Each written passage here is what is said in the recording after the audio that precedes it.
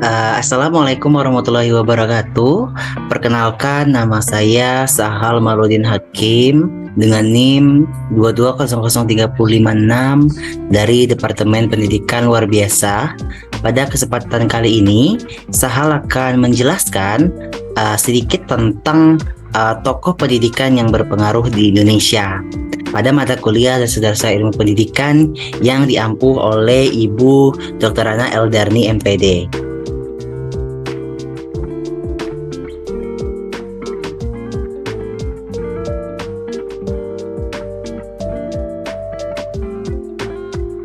Baiklah, yang pertama yaitu Ki Hajar Dewantara.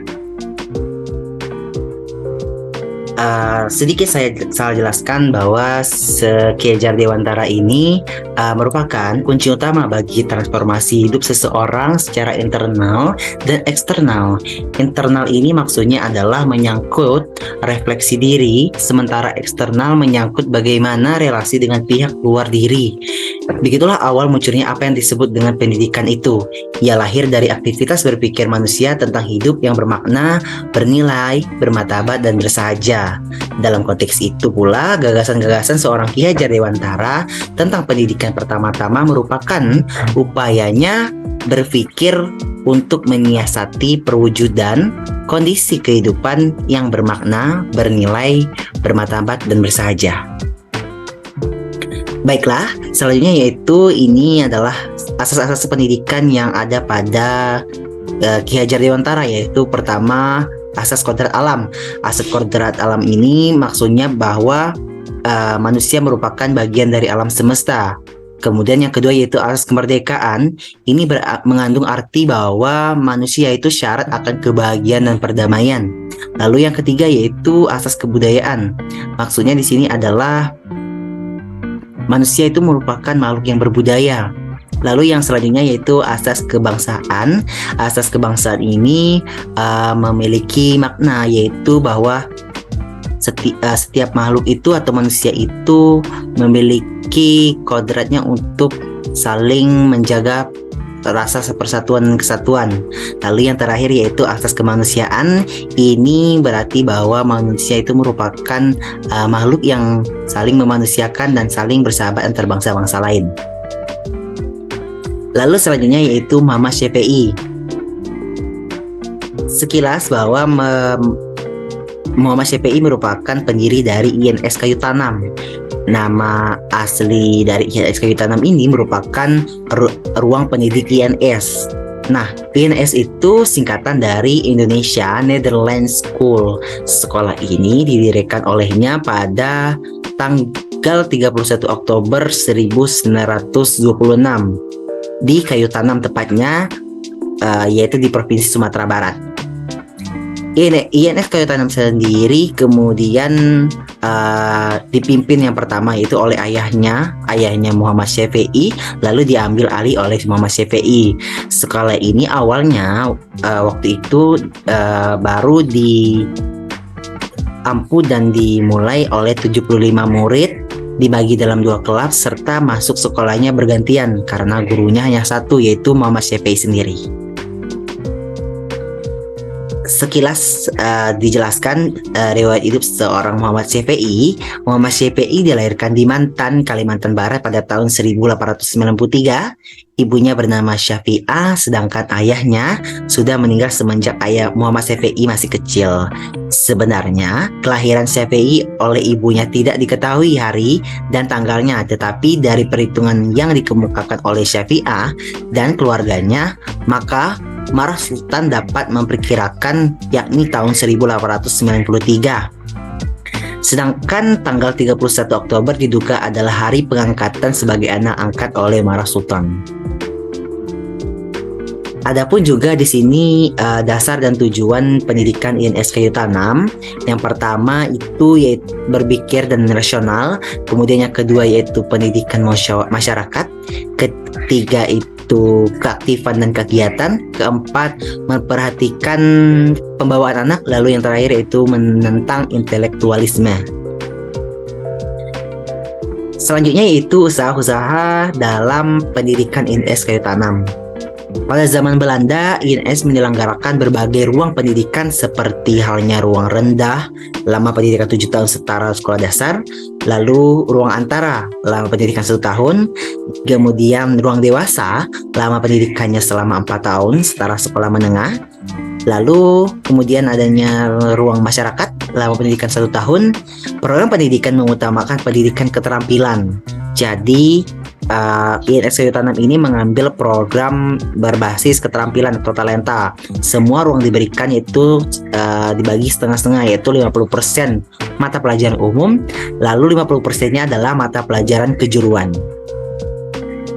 Lanjut yaitu Kiai Haji Ahmad Dahlan. Nah, ide pemikiran Kiai Haji Ahmad Dahlan ini dilatar belakangi oleh beberapa faktor. Yang pertama yaitu pendidikan bagi kaum pribumi yang sungguh dipandang sebelah mata oleh pemerintah kolonial Belanda. Abainya perhatian negara kolonial terhadap pendidikan kaum pribumi hingga paruh pertama pada abad ke-19. Meski demikian, sekolah-sekolah Islam tradisional mampu berperan sebagai institusi-institusi pendidikan yang utama. Hanya saja, dalam praktiknya sekolah-sekolah Islam tradisional ini sangatlah sulit untuk mengembangkan sayapnya dalam hal memberikan pengajaran kepada masyarakat. Banyak mendapat kecaman dari berbagai pihak, terutama pihak kolonial Belanda. Nah, pada abad ke-19 dan awal abad ke-20 yang artinya itu peralihan dari abad ke-19 ke 20 mulai nih muncul pada cerdik cendekiawan di tanah air. Nah, salah satu dari kaum cerdik pandai itu adalah Kiai Haji Ahmad Dahlan. Beliau menuntut ilmu bahkan sampai ke negeri Timur Tengah dan Mesir.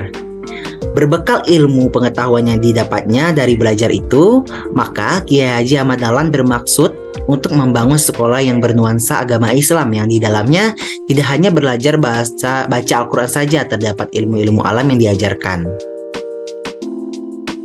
Lanjut yaitu Rama El-Yunusiyah. Sekilas saya jelaskan tentang riwayat hidup dari Rama El-Yunusiyah. Dia lahir di Lubuk Mata Kucing, Kanagarian Bukit Sarungan, Padang Panjang pada hari Jumat, tanggal 29 Desember 1900 Masehi, bertepatan dengan tanggal 1 Rajab 1318 Hijriah, dari keluarga Syekh Muhammad Yunus dan Rafi'ah. Terlahir sebagai anak terakhir dari 5 bersaudara yaitu Zainuddin Labai, kemudian Maria, Muhammad Rashid, dan Rihanna. Namun Rahma masih mempunyai saudara lain ibu, yaitu Abdus Somad, Hamidah, Pakih Bandaro, Liyah, Aminuddin, Safi'ah, Samihah, dan Kamsiah. Ayah Rama El-Yunusiyah, Syekh Muhammad Yunus, adalah seorang ulama besar di zamannya.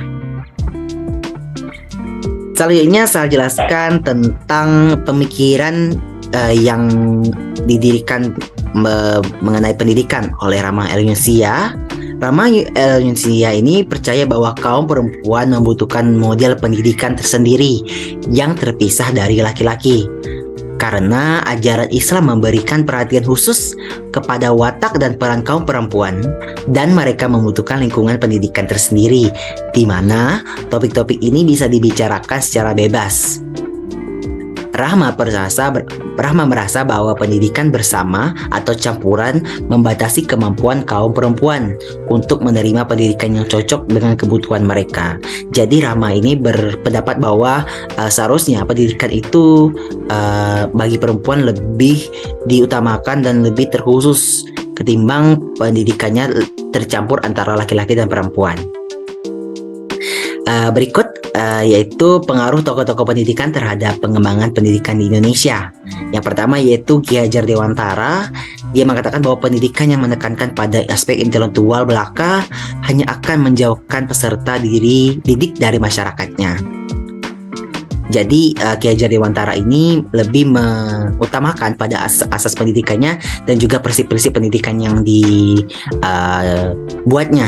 Salah satunya yaitu prinsip pendidikannya yaitu prinsip kemandirian. Maksudnya di sini adalah peserta didik diminta dan diharapkan untuk senantiasa beraktivitas dan berkreativitas secara bebas sesuai dengan kebutuhannya dan kemampuannya.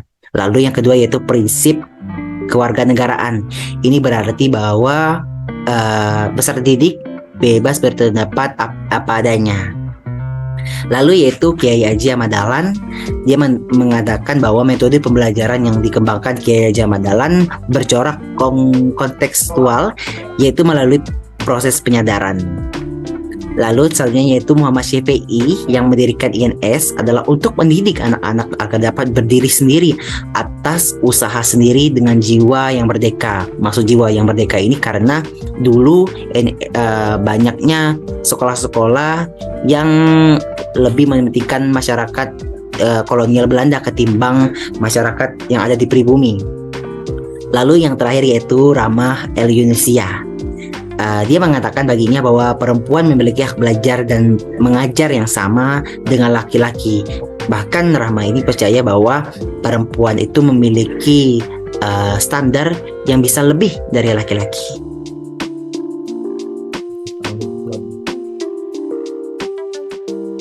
Baik, sekian penjelasan yang dapat Sal sampaikan. Mohon maaf apabila ada kesalahan atau kekurangan kata atau mungkin penyampaian yang kurang berkenan. Saya akhiri. Wassalamualaikum warahmatullahi wabarakatuh.